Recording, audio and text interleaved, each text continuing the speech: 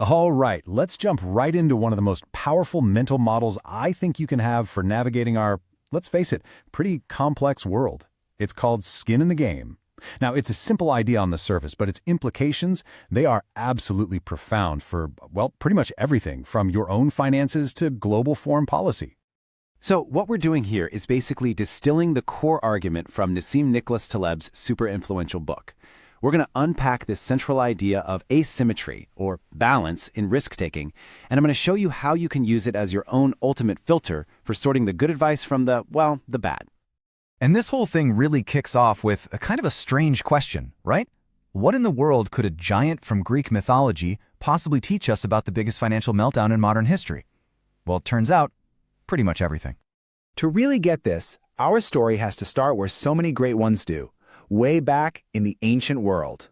So I want you to meet Antaeus. He was a giant, and not just any giant, he was the son of Gaia, the goddess of the earth herself.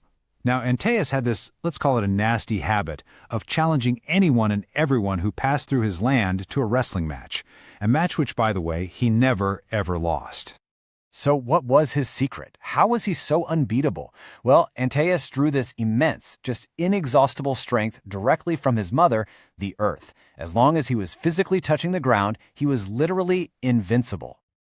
Now here's where it gets really interesting. This is how the hero Hercules finally beat him. See, Hercules was smart. He didn't try to just out-muscle the giant. That was a losing game. Instead, he figured out the secret. So he lifted Antaeus clean off the ground, completely separating him from his power source. And in that one moment of disconnection, the invincible giant became weak and was easily crushed.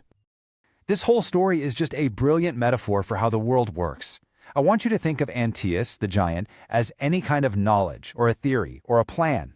And the earth? Well, that's reality. That's the real world with all its messy, unpredictable consequences and feedback. You see, any knowledge that isn't grounded in reality is just as vulnerable as Antaeus was when he was lifted up into the air. So here's the crucial question, right? What happens when our modern decision-makers are, just like Antaeus, lifted off the ground, completely disconnected from the real-world consequences of their own actions? Let's look at a pretty sobering modern example. In Libya, you had policymakers and pundits sitting comfortably thousands of miles away pushing hard for an intervention. The stated goal sounded simple enough: remove a dictator. But the real-world consequence, the thing they never had to actually live with, the rise of open-air slave markets, just an absolutely catastrophic outcome. And this just perfectly illustrates Taleb's point. The people who architected this policy, they were totally insulated. Their feet were nowhere near the earth. They paid zero price for their catastrophic mistake. The people of Libya, on the other hand, they paid for all of it. This is the heart of the problem, what Taleb calls asymmetric risk. It's basically any situation where one person gets all the potential upside of a decision, you know, the glory, the fees, the promotions, while some other, totally separate group is forced to bear all the downside if things go wrong. It's a classic heads I win, tails you lose. I mean, the 2008 financial crisis was practically built on this exact problem. Take the infamous Robert Rubin trade. Here's a guy, a top executive at Citigroup, who collects over $120 million in pay over a decade. The bank takes on these insane risks that, predictably, blow up and threaten to take down the entire system. But when the bill comes due, who pays it? Not Rubin. Nope. He keeps his millions. The taxpayers, people like you and me, we're the ones who bailed the bank out. You see? He got the upside, the public got stuck with the disaster. So, if that's the problem, what's the solution? Well, it's an incredibly elegant and powerful idea that Taleb brings to the table.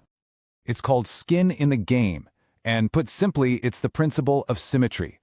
All it means is that if you get to enjoy the rewards when you're right, you also have to pay the price when you're wrong. It's about having a real personal stake in the outcome.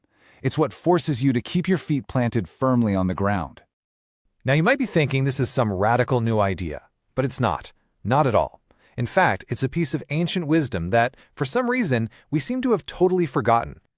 So let's take a trip back in time, almost 4,000 years to ancient Babylon.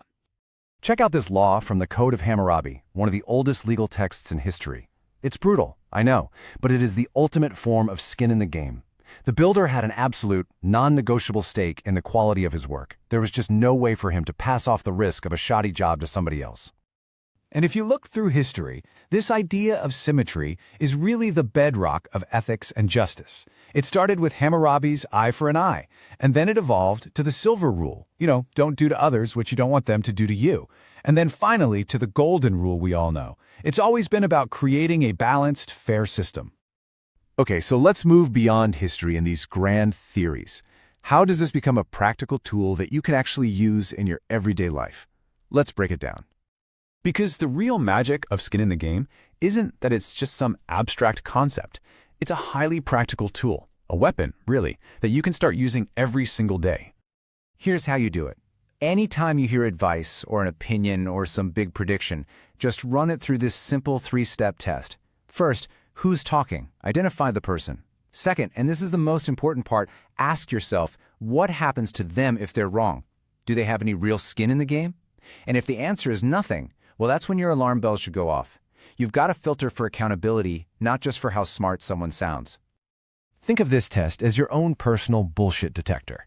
It helps you cut through all the noise and figure out whose advice is actually grounded in reality, whose feet are touching the earth, and whose is just, hot air. Caleb just sums this all up so perfectly with this one quote. When it comes to opinions on the market, talk is cheap. What really matters is where someone is putting their own money. Actions and real exposure, that's what reveals true beliefs in a way that words never, ever can. So from now on, the next time you're listening to a pundit on TV, a financial advisor, or even just a friend giving you a hot tip, ask yourself that simple question. It's a lens that, I promise you, once you start using it, will fundamentally change the way you see the world.